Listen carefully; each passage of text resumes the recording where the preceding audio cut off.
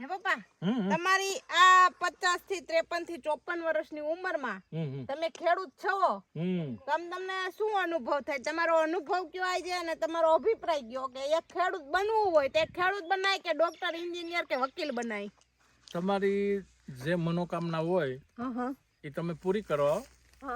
ખેડૂતને આરે ડોક્ટર, વકીલ કે તમારો પીએસઆઈ કે ગમે એવો નોકરિયાત સરકારી વર્ગનો હોય અધિકારી ઊંચી પોસ્ટનો, પણ એને જગતનો તાત ખેડૂત જ બધું પૂરું પાડી શકે. બાકી કોઈની માની તાકાત નથી.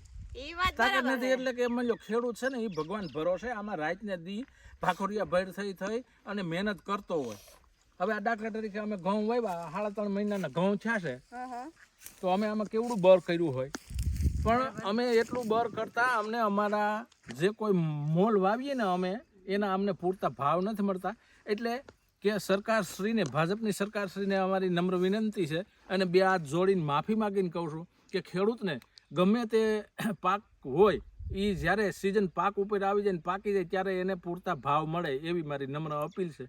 બસ એ જય કિસાન, જય બા. બરાબર કીધી કે વકીલ હોય કે ગમે એ પોસ્ટ ઉપર હોય, ખાવા પીવા માટે એને તો એમ માની લો ડેટ ટુ ડેટ, એટલે કે આ મહિનેથી ઓલે મહિને એને તો સરકાર પગાર પરબારો આપી જ દેવાની છે ને. ઈ સરકારી હોય કે ભગવાન ભરોસે હાલવાનું છે, પૂરેપૂરું ભગવાન ભરોસે હાલવાનું. અને જો ખેડૂત કોઈને ખેતી કરવી જ નથી અત્યારે, કોઈ ખેડૂત બને જ નહીં, કોઈ ખેડૂત હોય જ નહીં, તો ઉત્પાદન નહીં થાય તો ખાવું પીવું શું? પણ 5 લાખનો પગારદાર હોય તમારો નોકરિયાત, ગમે એવી બહુ પોસ્ટ ઓછી પોસ્ટ વાળો નોકરિયાત હોય, દાખલા તરીકે આપણે 5 લાખનો પગારદાર છે, પણ એ ખેડૂતની જે આ ઉત્પન્ન કરેલું ધન પાકશે એના જ આધારે જીવવાનો કે નહીં? 5 લાખમાંથી કઈ રૂપિયાના પપોડા તો નથી ખવાતા ને. 90 થી પણ ઉભા રહ્યો.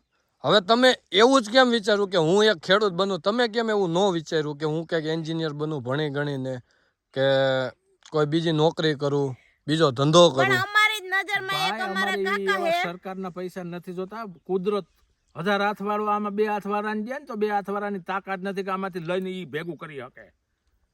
એવડું ઉત્પાદન ભગવાન દે, પણ સરકાર શ્રી ભાવ નો દે તો અમે શું કરી?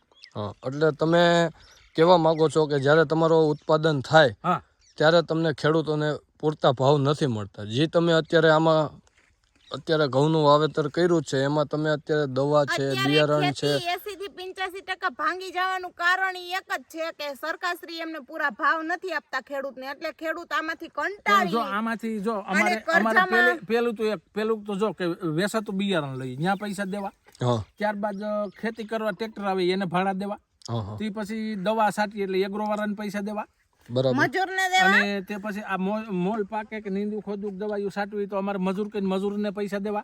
બરાબર છે. સેલે સરવાળો કરો ને એટલે ખેડૂત વાહે મહેનત વધે છે, બીજું કઈ વધતું નથી. વધે પણ તો અમને સરકાર જયારે પેદાય ઉત્પન્ન પાકીને આવે છે ત્યારે કોઈ પૈસા પૂરા આપતું નથી, એટલે અમારા માન સિંગમાં મેળ થાય છે ભાઈ. અને ઓલું તો તમારે નોકરીયાને તો આ તારીખેથી ઓલી તારીખે તો સીધો પગાર 50,000 કે લાખ કે જે કઈ હોય એ તો આવે, એમાં બચતમાં જ પડ્યો રહેવાનો છે. 5,000 10,000 ઈ તો વાત બરાબર છે તમારી. અને વાત એવી થાય કે જો અમારી જ નજરમાં એક અંકલ છે, ઈ વકીલ બને, વકીલની એની પાસે ડિગ્રી છે છતાં ઈ ખેડૂત ખેતી કરે છે, કે એના બાપ દાદાએ ખેતી કરીને એટલે એને ઈ મૂકી દીધું ને ખેતી કરે છે અત્યારે. ઈ તો આપણે નાગલપુર વાળા આકાશી રોજી છે ભાઈ. આ તો કુદરત રૂઠે તો તૂઠે હોતા હું 1000 હાથ વાળો દે તો 2 હાથ વાળો હું લઈ નામાં લઈ લે. પણ વાત એમ છે પેટી ખેતી હુકામે નથી કરતી કે 80 થી 85% અત્યારે હે ને ખેતીમાં ભાવ નથી મળતો, અને પછી આ રોજ દરરોજ છે ને ખેડૂત આમાં કરજામાં જતો જાય છે, કેમ કે આ વખતે પાક થયો છે હાલો, અને આમાં વરસાદ અડી જાય અત્યારે આ થયેલા પાકને, તો એને શું કરવાનું? આ બિયારણના પૈસા ખોતર ઘરના રોયકા હોય, પણ વર્ષો વર્ષ મારે સાંભળીમાં હું જ્યારે ખેતી સડ્યો ત્યારે 700 થી 750 રૂપિયાની ડીએપી ની થેલી આવતી.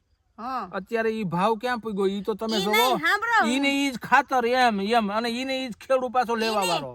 જે મને સાંભળે ને ત્યારથી કે મેં એક પોસ્ટ જોઈતી કે માંડવીના ખાંડીના ભાવ હતા ને ઈ ભાવ બરાબર 1 તોલું 1 સોનું મળતું પેલા. અત્યારે માંડવીના ભાવ જોઈ લ્યો તમે, કેટલાની છે ખાંડી? પણ એવું નથી. માંડવીને અંદાજે સરકારશ્રીની ખરીદી છે ઈ 87,000 ની છે, અને માર્કેટમાં અટાણે યાર્ડોમાં જાવ તો 900 950 રૂપિયામાં જાય છે, એટલે 18,000 થી 19,000 રૂપિયામાં માંડવી ખોબા મોઢે વેપારીઓ તોરે છે, ખેડૂતને હાવ લૂંટી જ લે છે ભાઈ. આમાં ભાઈ સાહેબ માલ ખાઈ જાય મદારી એના જેવું થાય છે. હા, અને સોનાનું જો તમે માંડવી ને સોનું બે સરખાવે ને તો અટાણે સોનું તો 65,000 રૂપિયાનું તોલું છે. હું તો ત્યારે તોલું પેલા જે માંડવી જી ભાવે હતી ને ખાંડી ઈ ભાવે ત્યારે સોનું હતું.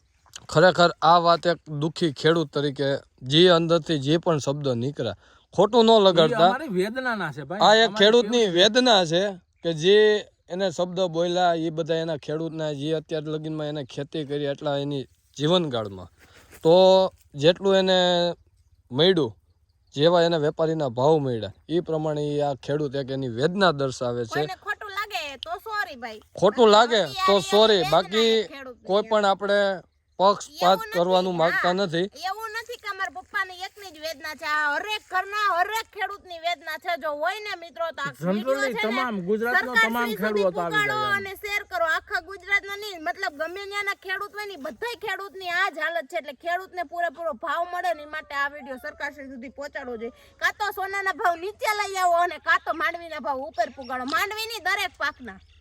તો આ વિડીયોને બને એટલો આગળ મોકલો સરકારશ્રી સુધી. હા, એવું ન કહેતા કે આપણે ક્યાં ખેડૂત છે, આપણે ક્યાં બાપ દાદા ખેડૂત છે. ખેડૂત છે ને તઈ આપણે ખાવું, કેમ કે 80 થી 85% ગમે લોકો સરકારી ગમે એ અધિકારી હોય જીવે ભાઈ, છે. આ જે કાંઈ જો શાકભાજીની ટોટલ વસ્તુ, પછી ખાધા ખોરાકી ટોટલ વસ્તુ, સિંગ આ તેલ ને બધું એ ખેડૂત ઉત્પાદન ખેડૂત પેદા કરીને જ્યાં મિલમાં બધે પહોંચાડે તો એ તમે બધું લઈને ખાઈ શકો છો ને. તમારે ઘીરે કઈ રૂપિયા આવે છે સરકારના પગારને, એમાંથી તમે કઈ નથી ખાઈ શકવાના ને. પગારમાં તમે લ્યો પણ આ ઉત્પાદન તો જે પેદા કરે એ તો ખેડૂતનો દીકરો કરે છે ને. એમ જો ખેડૂત સુખી હશે તો આગળ જતા તમારું ભવિષ્ય સુખી થશે. એનું કારણ છે અત્યારે ખેડૂત ખરેખર દુઃખી થઈ ગયો, કારણ કે ખાતર, દવા, બિયારણ બધામાં ભાવ વધારો આવે છે. દીકરો સુખી થાય ને એ સરકારશ્રીની હાથમાં વાત છે, અને ખેડૂત સુખી થઈ ગયો ને એટલે ભારત દેશ આખો સુખી થઈ જાય, સમજી લેજો તમે. ધન્યવાદ દાદા, તમને ધન્યવાદ દેવા જોઈએ. એક ખેડૂતની વેદના દર્શાવી.